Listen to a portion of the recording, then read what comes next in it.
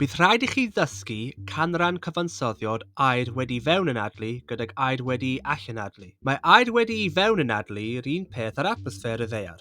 Mae 78% yr atmosffer yn nitrogen, mae 11% yn ocsigen, ac mae 0.04% yn carbon dioxid. Mae anwedd dŵr yn amrywio ac mae'n dibynnu ar ei lleithder.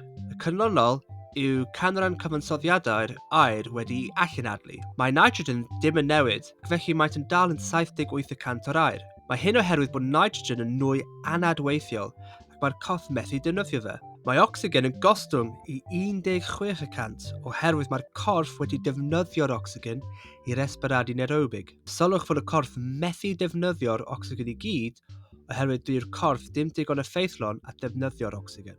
Mae canran carbon dioxid yn codi i 4% oherwydd mae'r corff yn cynhyrchu carbon dioxid wrth resbiradu anaerobig.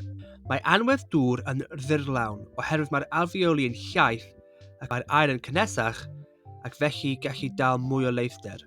Mae'r offer canlynol yn dangos bod aer wedi'i allanadlu gyda mwy o carbon dioxid.